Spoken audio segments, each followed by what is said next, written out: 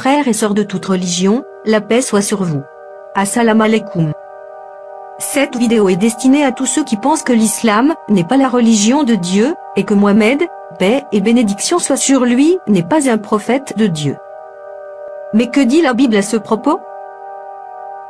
Je vais vous présenter, tout au long de cette vidéo, une réflexion en m'appuyant sur des versets bibliques. Ni plus ni moins.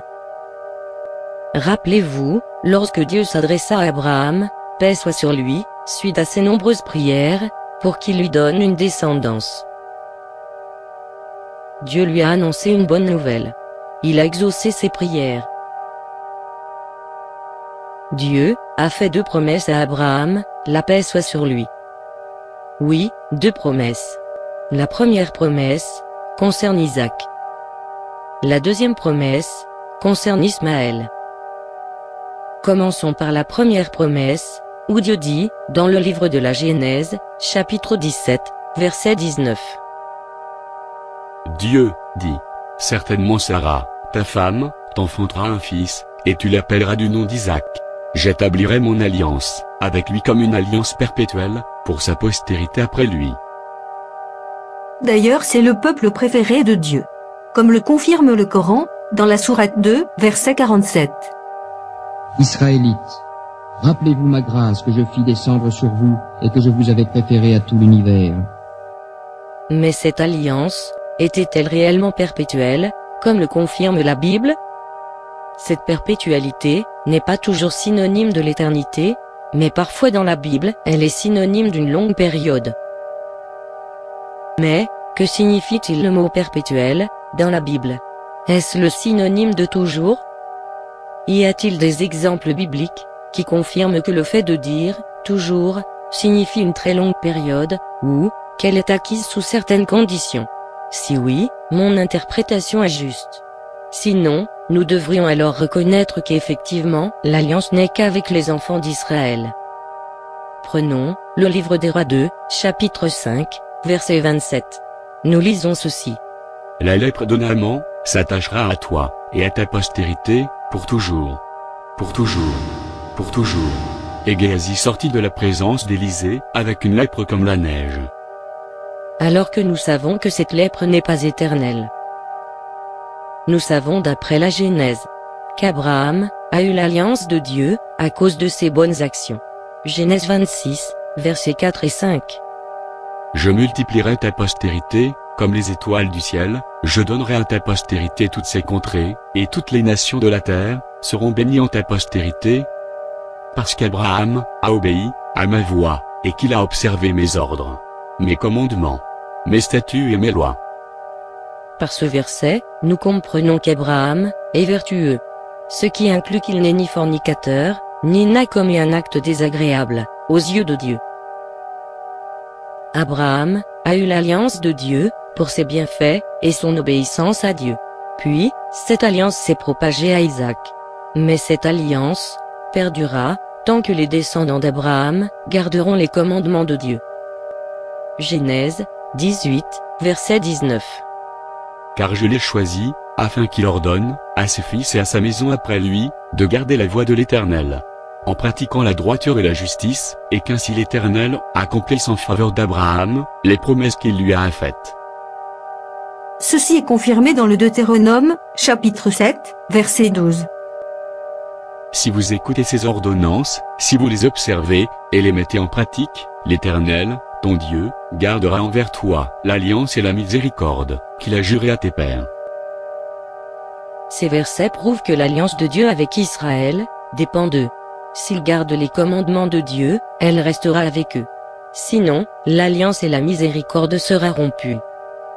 Jésus, la paix soit sur lui, a blâmé Jérusalem. Dans Matthieu, chapitre 23, versets 29 à 39. Malheur à vous, scribes et pharisiens hypocrites. Parce que vous bâtissez les tombeaux des prophètes, et ornez les sépulcres des justes, et que vous dites, si nous avions vécu du temps de nos pères, nous ne nous serions pas joints à eux, pour répandre le sang des prophètes. Vous témoignez ainsi contre vous-même, que vous êtes les fils de ceux qui ont tué les prophètes. Comblez donc la mesure de vos pères. Serpents, race de vipères. Comment échapperez-vous au châtiment de la géhenne? C'est pourquoi, voici, je vous envoie des prophètes, des sages et des scribes. Vous tuerez, et crucifierez, les uns, vous battrez de verge les autres, dans vos synagogues, et vous les persécuterez de ville en ville, afin que, retombe, sur vous, tout le sang innocent répandu sur la terre, depuis le sang, d'Abel le juste, jusqu'au sang, de Zacharie, fils de Barachi, car vous avez tué entre le temple et l'autel. Je vous le dis, en vérité, tout cela retombera sur cette génération. Jérusalem, Jérusalem, qui tue les prophètes, et qui lapide ceux qui te sont envoyés. Combien de fois, ai-je voulu rassembler tes enfants, comme une poule rassemble ses poussins sous ses ailes, et vous ne l'avez pas voulu. Voici, votre maison, vous sera laissée déserte, car, je vous le dis, vous ne me verrez plus désormais, jusqu'à ce que vous disiez, béni soit celui qui vient au nom du Seigneur. Ainsi Israël, ont transgressé les commandements de Dieu. Alors Jésus, la paix soit sur lui, a dit, dans Matthieu, chapitre 21, versets 33 à 44. Écoutez une autre parabole. Il y avait un homme, maître de maison, qui planta une vigne.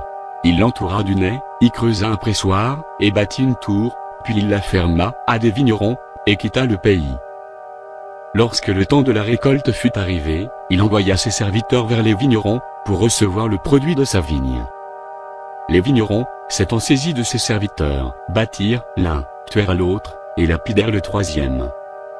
Il envoya encore d'autres serviteurs, en plus grand nombre que les premiers, et les vignerons les traitèrent de la même manière. Enfin, il leur envoya vers eux, son fils, en disant, « Ils auront du respect pour mon fils. » Mais, quand les vignerons virent le fils, ils dirent entre eux, « Voici l'héritier, venez, tuons-le, et emparons-nous de son héritage. » Et ils se saisirent de lui, le jetèrent hors de la vigne, et le tuèrent. Maintenant, lorsque le maître de la vigne viendra, que fera-t-il à ces vignerons? Ils lui répondirent, il fera périr misérablement ces misérables. Et il fermera la vigne à d'autres vignerons, qui lui en donneront le produit au temps de la récolte. Jésus leur dit, n'avez-vous jamais lu dans les Écritures, la pierre qu'ont rejetée ceux qui bâtissaient, est devenue la principale de l'angle. C'est du Seigneur que cela est venu, et c'est un prodige à nos yeux.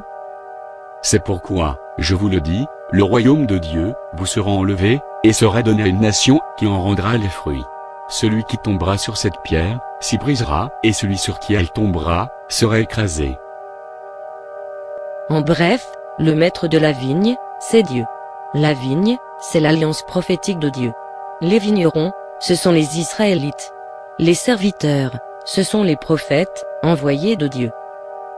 Jésus leur informe que les vignerons tuèrent les serviteurs, envoyés par Dieu. Et par conséquent, à cause de leurs multiples péchés, la vigne sera confiée à d'autres vignerons.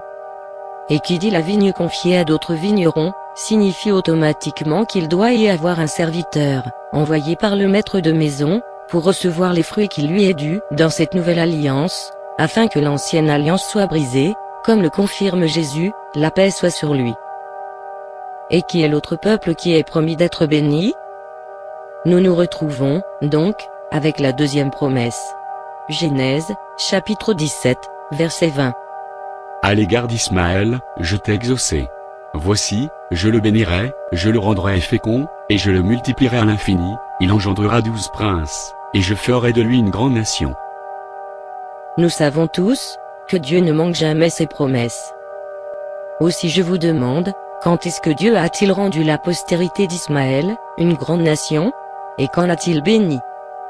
Nous savons tous que les Ismaélites, en période pré-islamique, n'étaient rien. Même les grandes puissances de l'époque, telles que les Grecs, les Perses et les Romains, passaient sans y prêter attention. Les historiens le confirment.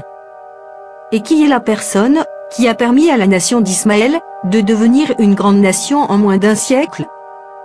Il n'y a nul doute que c'est par Mohammed, paix et bénédiction soit sur lui, qui a accompli cette promesse avec l'aide de Dieu. La promesse de Dieu, faite à Abraham, concernant Ismaël, je dis bien, Ismaël, fut accomplie. La postérité d'Ismaël est devenue une grande nation, et n'a vu le jour qu'à partir de Mohammed, paix et bénédiction soit sur lui, grâce à l'islam. L'histoire est là pour le prouver.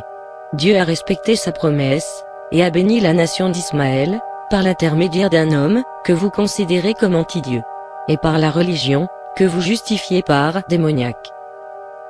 Comment Dieu pourrait bénir une nation? Par l'intermédiaire d'un homme, et une religion qui lui est contre. À méditer.